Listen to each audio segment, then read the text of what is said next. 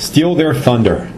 Daniel Greenfield's Friday Afternoon Roundup for Friday, June 29, 2012, being read by Adam Taxin. Daniel Greenfield's columns can be found at sultankanish.blogspot.com. Here is Steal Their Thunder Friday Afternoon Roundup. First part. Liberal corporate taxation. Liberals whine incessantly about citizens united in corporate personhood, yet the signature achievement of their first administration in almost a decade was to force everyone to pay taxes to corporations. What's worse, exactly, corporate personhood or corporate taxation? When liberals whine about corporate control of politics, remind them that it was their party that created a tax to be collected directly by corporations for the profit of corporations.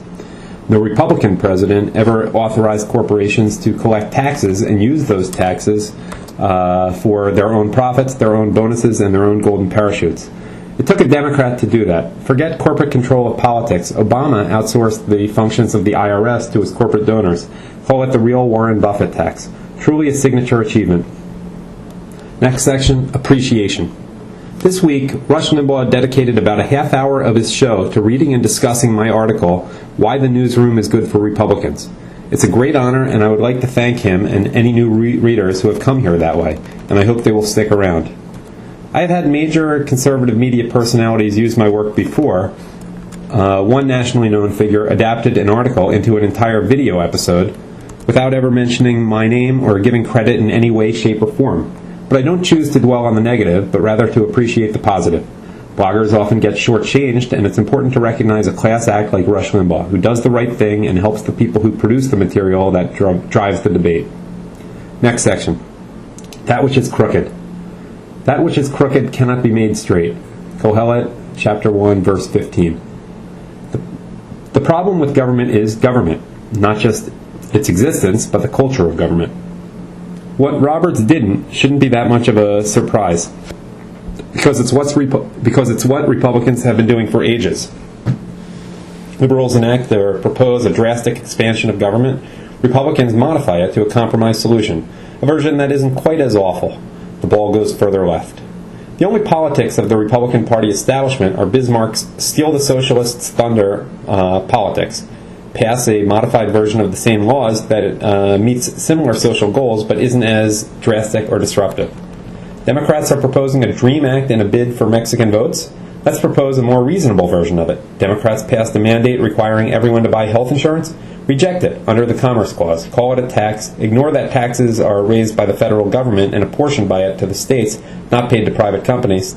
Then wait for Romney to come into office with another modified version of national health care. Thunder stolen, socialism wins.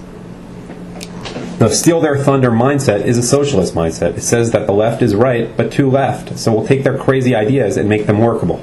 In the minds of Republican officials, it's probably something like running a corporation where the boys downstairs come up with a solution and the boys upstairs turn it into something more in line with the business model.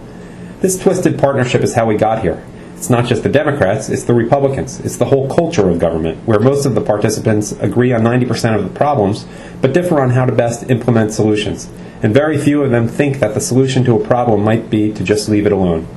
The culture of government is the belief that all problems have legislative solutions, and that's a recipe for tyranny.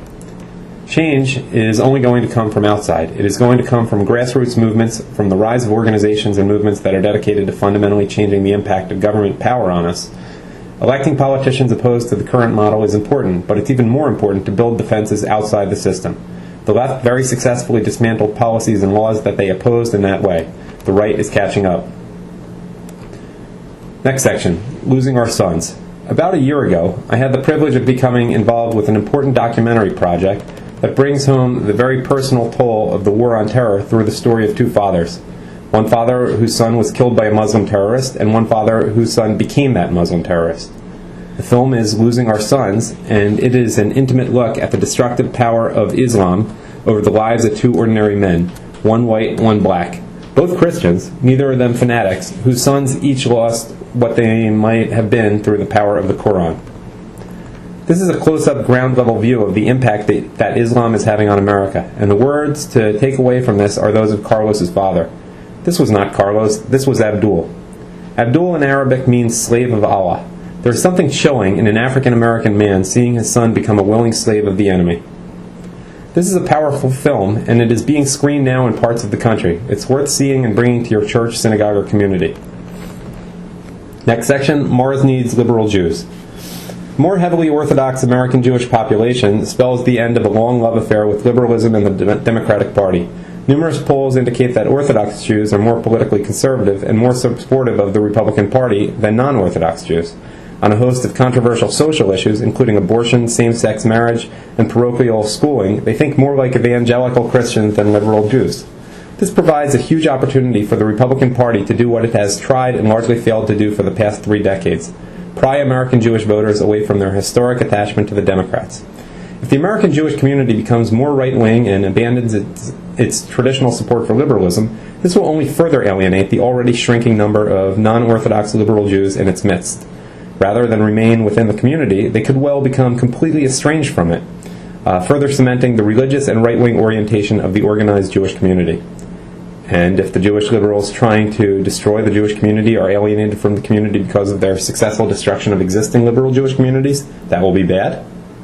To escape right-wing American Jews, liberal Jews will have to flee somewhere. Israel? No good. It's subject to the same demographic trends. What about Europe? The gradual demographic transformation of New York's Jewish community is merely a microcosm of what is happening across the Jewish world. The Orthodox proportion of the European Jewish population is also growing. Haredim, for example, now make up an estimated 17% of Britain's Jewish population and account for 3/4 of all British Jewish births. It has been predicted that by 2050, half of all British Jews will be Haredi. What about Mars? I hear Mars needs liberal Jews. It hardly has any social justice activism at all, and a major inequality of oxygen distribution. Next section, it's called the Obama campaign. More than $140 million were spent by the U.S. government in 2010 to make sure Pakistanis, Kenyans, Indonesians, and others got relevant, targeted news and information, according to a report published by the Center for International Media Assistance. They have to know what to say when they're manning the phone banks once again. Next section, who says the Palestinians don't produce anything worthwhile? Israeli scientists find new strain of MRSA bacteria spreading in Gaza City. But don't worry, according to Hamas, there is no bacteria in Gaza. Quote, Gaza's Ministry of Health on Monday denied reports of a new strain of bacteria found by medical researchers in the Gaza Strip. Ministry spokesman Ashraf al-Qadra told Ma'an there was no deadly bacteria or virus in the Gaza Strip, and Israeli reports to the contrary were designed to destroy health security in Gaza. Not that Ashraf al-Qadra would be likely to recognize a deadly bacteria or virus if he encountered one. Past history seems to suggest that his sole function is denouncing Israel, but he missed a golden opportunity here. Unlike spiders and chewing gum or remote-controlled sharks or spy eagles, the virus actually exists. Time to blame Israel for it. Next section, Jew, accept the message of Islam. Unlike the 100-odd Jews still living in Yemen, who in recent years began hiding their traditional earlocks under hats for fear of being singled out, Aharon was trusting of his Arab environment. A popular mechanic, he would exit the gated compound where Jews had been living under government protection for the past 4 years, and, undaunted with his traditional headgear, he went shopping in the market every day. But on May 22nd, a man jumped him as he was returning to his car, stabbing him in the neck. Aharon's son, Yahya, who stood nearby, rushed him to the hospital, where he died 4 hours later. Yahya says the assailant was an al-Qaeda terrorist who drove 4 hours from the city of Had Haramot in search of Jews to kill. Zandani is the third Jew to be murdered in Yemen over the past decade. In December 2008, Moshe Yaish Nahari was gunned down in the northern city of Rida, home to the country's second Jewish community, by a man who reportedly shouted at him, "Jew, accept the message of Islam." Isn't it about time that Jews accepted the message of Islam, the message that Islam is a cruel, murderous cult? We'll have a saner world when more people accept the message inflicted on the few remaining Jews of Yemen, on the World Trade Center, and on millions of people throughout history is indeed the message of Islam. Next section. Will of the people. What's that? Almost 100 conservative MPs this week wrote to Mr. Cameron demanding a legal commitment to hold a referendum on Britain's relationship with the EU after the next election. Several ministers privately believe that leaving the Union should not be ruled out. Mr. Cameron did not rule out some sort of vote on European issues eventually, but insisted that he would not give the British people the option of leaving the EU outright. I completely understand why some people want an in-out referendum, why they wanted it yesterday, why they want it today. Some people just want to get out. I completely understand that, but I don't share that view. I don't think that's the right thing to do. And if Cameron doesn't think that's the right thing to do, why bother consulting the people on it? The Justice Secretary launched a sustained attack on advocates of a popular vote on Europe, which he described as a total irrelevance that would create turmoil and undermine Britain's economic credibility. In the middle of a global financial crisis, to start asking a yes-no question about whether or not we should stay in the biggest trading bloc in the global economy, I think would be a slightly foolish thing to do, Mr. Clark said.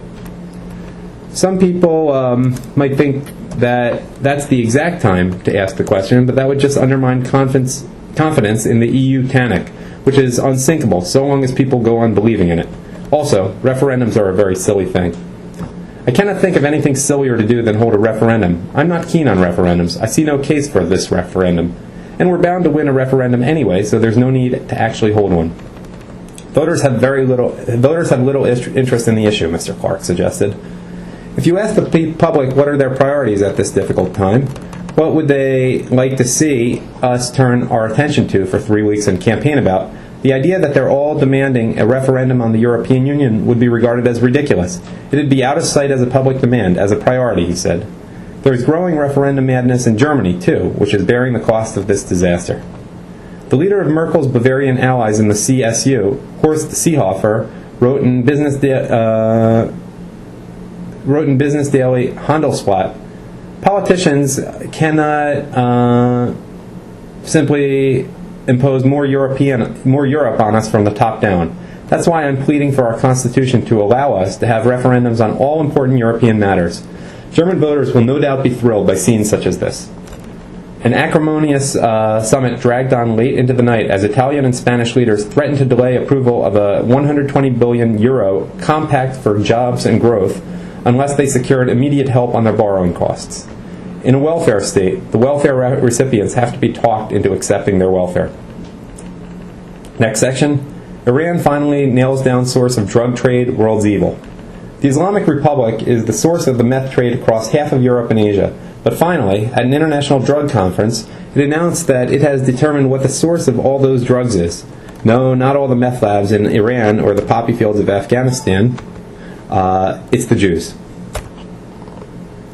The teachings of the Jewish Book of Law, the Talmud, are a driving force behind the international drug trade, Iran's first Vice President Mohammad Reza Rahimi said. The spread of narcotics in the world emanates from the teachings of the Talmud, whose objective is the destruction of the world, Rahimi said in comments published by the official website of President Mahmoud Ahmadinejad, as well as state media. If one seeks what lies behind all forms of corruption, there is the repugnant face of Zionists. This is the same case for the narcotics trade, whose primary operator is the Zionist regime, he said. And since Iran is actually the nexus of much of the drug traffic in the region and its affiliated groups actually make money from the drug trade, we must conclude that Iran is Zionist. Anyway, keep in mind that Iran is anti-Zionist, not anti-Semitic, as every media outlet covering this story will tell you. The VP of Iran displayed the usual good sense and logic that we have come to expect from Islamist leaders. The Islamic Republic of Iran will pay for anybody who can research and find one single Zionist who is an addict, Mr. Ramini said. They do not exist. This is the proof of their involvement in drugs trade. Israel has quite a few drug addicts, so I'm sure there will be a line of people asking the Islamic Republic to pay up. The vice president then began aggressively competing for the position of Joe Biden. Mr. Rahimi told stories of gynecologists killing black babies on the orders of the Zionists and claimed that the Bolshevik Revolution in 1917 was started by Jews, adding that, mysteriously, no Jews died in that uprising. I assume he then diverged into explaining that the Jews stole all the anchovies and invented pants. Everyone has condemned Ramini, from the UK to the EU to the UN. European diplomats were shocked to discover that the leaders of a Muslim country believe that Jews are the devil. A European diplomat said afterward, "This was definitely one of the worst speeches I have heard in my life. My gut reaction was, why are we supporting any cooperation with these people?" But the diplomat, who declined to be identified by name or country, defended his presence at the conference. If we do not support the United Nations on helping Iran fight drugs, voices like the one of Mr. Rahimi will be the only ones out there, he said.